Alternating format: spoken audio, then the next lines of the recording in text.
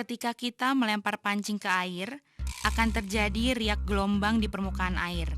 Air tersebut tidak mendorong pelampung pancing di sebelahnya, karena air hanya mengantarkan gelombang energi dari jatuhnya pancing yang kita lempar.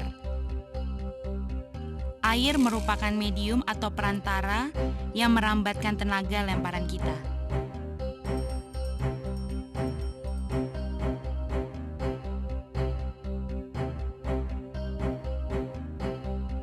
Contoh lain misalnya, kalian dapat mendengar gemuruh bunyi kereta dengan menempelkan kuping kereta, walaupun keretanya belum nampak atau masih jauh. Energi bunyi yang ditimbulkan akibat gesekan roda dengan rel ditransmisikan atau dirambatkan oleh rel. Rel adalah medium atau perantara yang merambatkan energi bunyi dalam bentuk gelombang-gelombang. Demikian pula kita dapat mendengar gemuruh pesawat jet yang terbang jauh di atas. Energi bunyi merambat melalui udara. Udara adalah medium atau perantara yang mentransmisikan energi bunyi dalam bentuk gelombang-gelombang. Kecepatan merambat energi gelombang dalam suatu medium atau perantara dinamakan cepat rambat gelombang. Cepat rambat gelombang cahaya dalam medium udara 3 kali 10 pangkat 8 meter per sekon. Sedangkan cepat rambat gelombang bunyi di medium udara 330 meter per sekon, artinya gelombang cahaya lebih cepat dari gelombang bunyi. Itu sebabnya ketika akan turun hujan atau hari mendung, di langit kita melihat kilatan cahayanya lebih dulu, baru kemudian bunyi petirnya menyusul di belakang. Bentuk gelombang dan perambatannya dapat kalian amati dengan percobaan sederhana. Ikatkan tali atau tambang pada dinding, ujung yang lain kita pegang dan rentangkan. Hentakkan ke atas dengan cepat tangan yang memegang ujung tali. Seketika kalian akan melihat satu gelombang terbentuk dan merambat sepanjang tali menuju ujung jauh.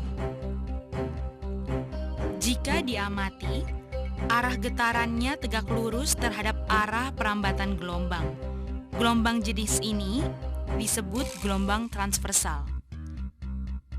Jadi, ingat sekali lagi, suatu gelombang yang gerakan partikelnya tegak lurus terhadap arah rambatannya disebut gelombang transversal. Percobaan lain dapat kita lakukan dengan menggunakan per. Rentangkan per sedemikian rupa, lalu beri dorongan lurus searah rentangannya. Kalian akan melihat sejumlah lilitan yang bergerak sepanjang per tersebut. Perhatikan adanya rapatan dan renggangan per dengan indikasi yang rapat berwarna lebih hitam. Gelombang jenis ini disebut gelombang longitudinal. Gelombang transversal maupun longitudinal mempunyai properties atau atribut atau variabel, yakni amplitudo, panjang gelombang, frekuensi. Amplitudo adalah jarak antara puncak gelombang dengan dasar gelombang posisi diam. Panjang gelombang adalah jarak antara puncak gelombang untuk gelombang transversal.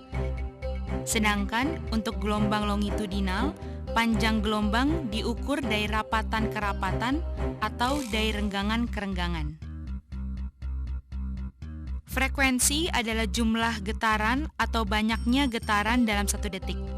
Jika frekuensi dan panjang suatu gelombang telah diketahui, maka cepat rambat gelombang itu dapat dihitung dengan rumus V sama dengan lambda kali F, di mana V adalah cepat rambat gelombang, lambda adalah panjang gelombang, F adalah frekuensi. Contoh soal, diketahui F sama dengan 256 C per sekon. V sama dengan 348 meter per sekon. Berapakah lambda? Jawab, V sama dengan lambda kali F atau lambda sama dengan V bagi F. Lambda sama dengan 348 meter per sekon dibagi 256 C per sekon, sama dengan 1,36 meter. Jadi, lambda sama dengan 1,36 meter. Sebagai kesimpulan dari segmen ini yaitu, gelombang merambat melalui medium. Medium tidak bergerak, yang bergerak energi gelombangnya. Gelombang transversal adalah gelombang yang arah getarannya tegak lurus arah rambatannya. Gelombang longitudinal adalah gelombang yang arah getarannya sejajar arah rambatannya. Variabel gelombang, frekuensi dengan satuan Hertz, cepat rambat dengan satuan meter per sekon, panjang gelombang dengan satuan meter.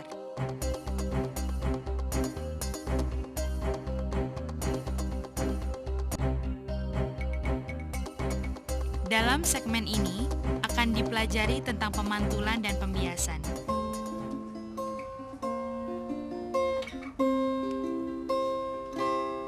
Apabila kalian memetik gitar dalam kamar tertutup berdinding beton, maka hanya dengan petikan perlahan bunyi gitar akan terdengar keras.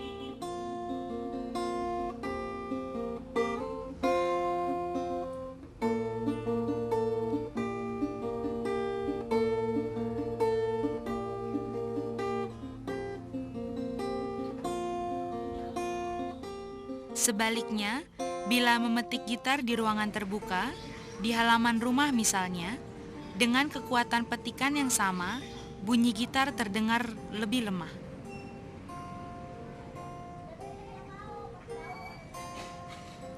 Mengapa demikian? Di dalam ruangan tertutup, bunyi gitar dipantulkan oleh dinding-dinding sehingga memperkuat bunyi asli. Gelombang bunyi dapat dipantulkan oleh benda-benda padat, misalnya tembok, logam, dan jenis benda padat lainnya. Selain itu, proses pemantulan juga dipengaruhi oleh keadaan permukaan benda. Benda berpermukaan licin seperti kaca, plastik, dan benda mengkilap lainnya akan memantulkan gelombang bunyi dengan sempurna, mengikuti hukum pemantulan. Pemantulan menyatakan bahwa jika gelombang bunyi jatuh pada permukaan yang rata atau licin atau mengkilap, akan dipantulkan dengan sudut datang sama dengan sudut pantul.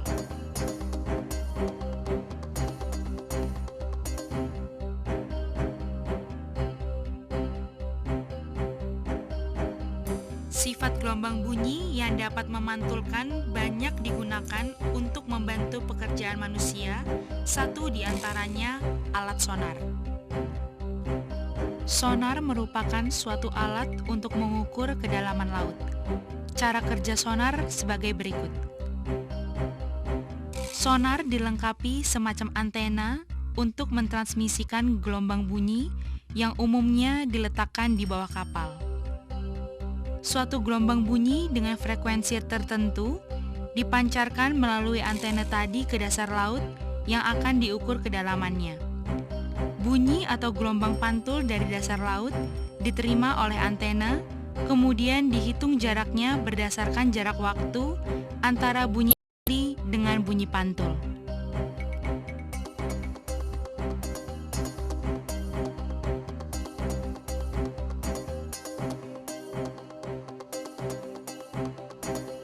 Misalkan cepat rambat bunyi di dalam air laut 200 meter per sekon.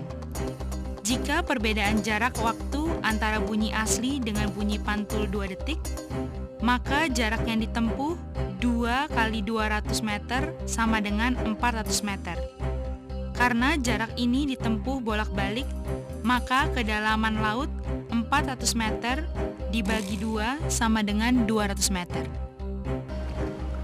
Peristiwa pemantulan juga terdapat pada gelombang cahaya.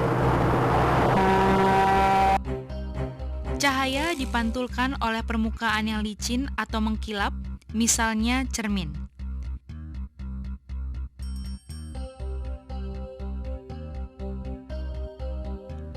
Bayangan yang dipantulkan oleh cermin datar mempunyai ciri-ciri sebagai berikut. 1. Ukuran bayangan sama dengan ukuran objek. 2. Letak bayangan sama jaraknya dengan jarak objek dengan cermin. 3. Bayangan terbalik. Dalam pengertian, kiri bayangan adalah kanan objek dan kanan bayangan adalah kiri objek. 4. Bayangan bersifat semu. Dalam pengertian, tidak dapat diproyeksikan ke layar. Kesimpulan segmen ini adalah 1. Energi gelombang bunyi dan cahaya dapat dipantulkan oleh permukaan yang mengkilap atau licin mengikuti hukum pemantulan. 2. Hukum pemantulan menyatakan sudut datang sama dengan sudut pantul.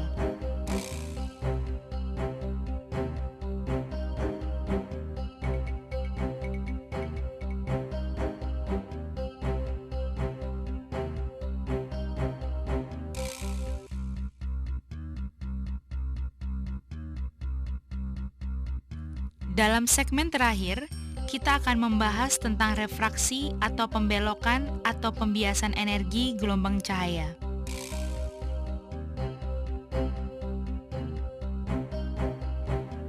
Jika sebatang pensil dicelupkan ke dalam gelas berisi air dengan posisi miring ke kiri, kemudian angkat gelas sejajar mata dan amati. Tampak pensil seolah patah.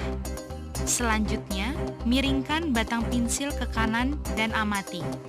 Sampai miring ke kiri. Batang pensil seolah patah. Kemudian, geserkan pensil ke arah tengah sedikit, lalu amati. Patahan berkurang. Miringkan lagi ke kiri atau ke kanan. Lalu coba kalian amati dari atas permukaan gelas. Pensil seolah bengkok. Dalam peristiwa itu, pensil dikatakan mengalami refraksi atau pembiasan. Dari hasil pengamatan terhadap percobaan tadi, dapat ditarik kesimpulan, dari sudut manapun kecuali 90 derajat, pensil dicelupkan ke dalam gelas akan mengalami refraksi atau pembiasan.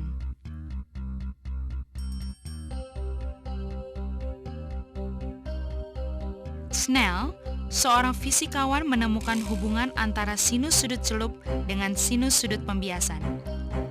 Sin sudut celup atau Q1 per sin sudut pembiasan atau Q2 sama dengan konstan.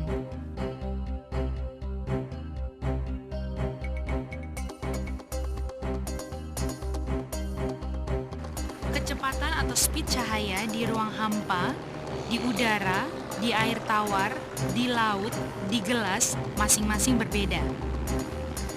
Kecepatan cahaya lebih tinggi di medium yang kurang padat dibandingkan medium yang lebih padat. Contohnya, kecepatan rambat cahaya lebih tinggi di udara daripada di dalam air, karena air lebih padat dari udara. Contoh lain, kecepatan rambat cahaya lebih tinggi di dalam air daripada di dalam gelas atau benda padat bening atau transparan lainnya, karena gelas lebih padat dari udara. Perbedaan kecepatan inilah yang menyebabkan timbulnya peristiwa pembiasan atau refraksi. Singkatnya, bila cahaya melalui dua medium atau lebih, akan mengalami pembiasan. Seberapa besar cahaya dibiaskan ditentukan oleh indeks bias atau index of refraction dua atau lebih medium yang dilaluinya. Lihat tabel indeks bias menurut standar internasional. Indeks bias dihitung dengan formula indeks bias sama dengan V1 per V2. V1 adalah kecepatan cahaya di udara. V2 adalah kecepatan cahaya di medium lain. Dengan menggunakan tabel indeks ini, kalian dapat menghitung kecepatan cahaya di masing-masing medium. V1 sama dengan 3,0 kali 10 pangkat 8 meter per sekon. Sekarang, Mari kita amati bagaimana terjadinya proses pembiasan atau refraksi ketika gelombang cahaya menembus dua medium berbeda. Siswa sekalian, bagian terdepan suatu gelombang atau leading edge yang sedang bergerak menjauhi sumbernya disebut muka gelombang atau wave front. Semakin jauh dari sumbernya, maka sebagian kecil dari muka gelombang akan menyerupai garis-garis lurus sejajar. Kecepatan cahaya menjadi berkurang ketika memasuki medium gelas. Jika sudut tembus cahaya ketika memasuki gelas lebih kecil dari 90 derajat, maka A menyentuh gelas lebih dahulu. Akibatnya, kecepatan A menurun lebih dahulu dari B. Oleh karena itu, arah cahaya berubah atau berbelok, dan energi gelombang dalam keadaan ini dikatakan mengalami pembiasan atau refraksi. Ada contoh sederhana untuk menggambarkan peristiwa refraksi atau pembiasan atau pembelokan.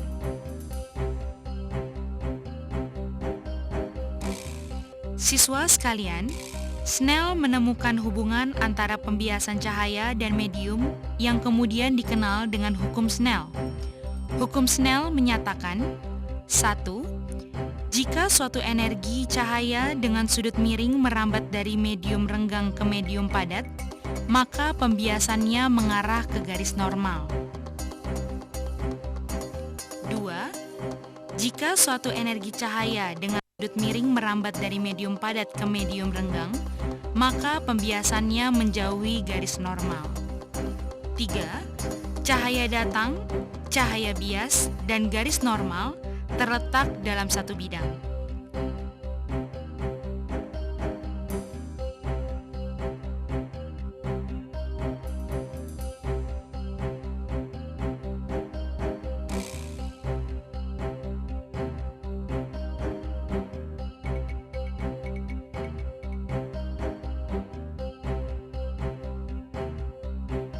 Hukum Snell dapat kita amati lebih jelas lagi dengan ilustrasi berikut ini. Suatu cahaya menembus gelas segi empat yang isinya paralel. Ketika menembus gelas, cahaya dibiaskan ke arah garis normal. Namun, ketika meninggalkan gelas, cahaya dibiaskan menjauhi garis normal, dan cahaya biasnya sejajar cahaya datang. Sekarang, jika cahaya menembus gelas prisma yang dua sisinya tidak sejajar, maka setelah meninggalkan prisma, bias cahayanya tidak sejajar cahaya datang. Kalau ditambahkan satu prisma lagi dan diletakkan terbalik tepat di bawah prisma pertama, maka kedua cahaya bias akan bertemu pada satu titik. Jika dua buah gelas lengkung ditangkupkan untuk mengganti dua prisma tadi, maka kedua gelas itu berfungsi sebagai lensa cembung. Lensa juga membiaskan cahaya dengan mengikuti hukum pembiasan Snell. Perhatikan gambar. Kedua permukaan lengkung lensa merupakan bagian dari lingkaran masing-masing dengan titik C dan C aksen sebagai titik pusatnya. Garis C sampai C aksen adalah sumbu atau poros, dan titik O adalah pusat optik. Semua cahaya yang datang sejajar garis sumbu C sampai C aksen akan dibiaskan dan menyatu pada satu titik F.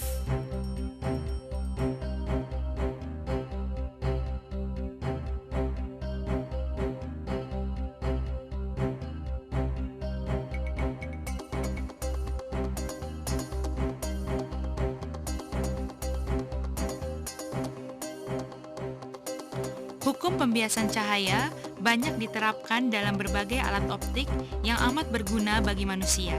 Misalnya, teleskop, mikroskop, kamera, proyektor film, dan masih banyak lagi. Dan contoh paling sederhana yang akrab dalam keseharian adalah kamera dan kacamata.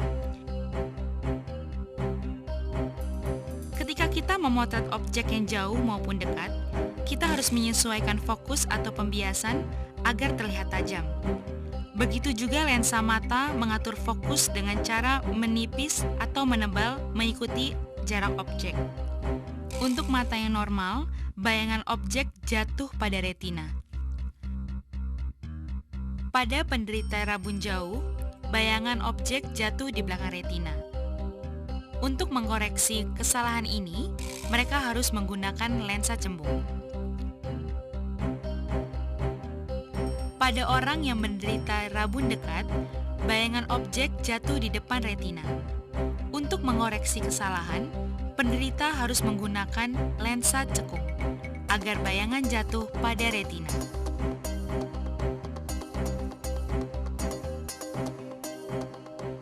Selanjutnya, kita akan membahas tentang polarisasi cahaya.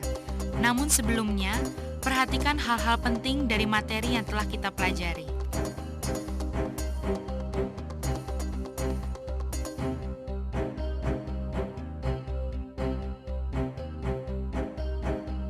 Sejumlah cahaya dibutuhkan sesuai kegiatan yang sedang kita hadapi. Ketika sedang mengamati objek atau benda kecil, kita membutuhkan cahaya lebih banyak. Contohnya, huruf surat kabar umumnya relatif kecil, sehingga untuk dapat membacanya dibutuhkan cahaya yang terang. Cahaya yang cukup tidak selalu membuat ruang pandang menjadi bertambah jelas, malahan lebih sering mengganggu pandangan. Silau atau kilapan cahaya terjadi bila sumber cahaya atau pantulannya sejajar dengan mata kita. Dalam situasi tertentu, kilap cahaya tak dapat kita hindari. Misalnya, ketika kita berkendaraan malam hari, lampu mobil atau motor yang berpapasan hampir sejajar dengan mata kita, sehingga kita menjadi silau. Untunglah para ilmuwan telah menemukan cara untuk mengurangi efek silau atau kilap langsung maupun kilap pantulan dengan cara polarisasi. Dalam terjemahan bebas, polarisasi dapat diartikan menyaring atau mengurangi intensitas gelombang cahaya tertentu. Contoh polarisasi dapat kalian temui pada kacamata Polaroid. Cobalah kalian tatap matahari dengan mata telanjang. Dalam sekejap, pandangan seolah kabur dan gelap karena silau. Tapi, dengan menggunakan kacamata Polaroid, efek silau dapat dikurangi sehingga ruang pandang tidak terganggu. Polarisasi adalah salah satu penerapan dari teori gelombang cahaya yang telah dibahas pada segmen terdahulu. Filter yang digunakan untuk mempolarisasikan cahaya terdiri atas dua keping gelas atau plastik transparan. Pada dua keping filter itu ditanamkan jutaan butir kristal. Kristal-kristal itu disusun paralel sehingga membentuk celah-celah sempit. Kedua keping dipasang berjejer atau berhadapan. Gelombang cahaya bergetar ke segala bidang. Ketika gelombang cahaya jatuh pada permukaan filter, maka hanya getaran-getaran yang sejajar celah yang diteruskan. Dengan cara ini, intensitas cahaya menjadi berkurang setelah keluar dari filter. Dengan memutar posisi filter kedua, intensitas cahaya yang keluar dari filter pertama dapat dikontrol. Jika kedua filter dalam posisi tegak lurus, satu dengan lainnya, tak ada gelombang cahaya yang diteruskan. Untuk menyegarkan kembali apa yang telah kita pelajari, simak kesimpulan penting ini. Dan setelah itu, kita kerjakan soal tentang gelombang.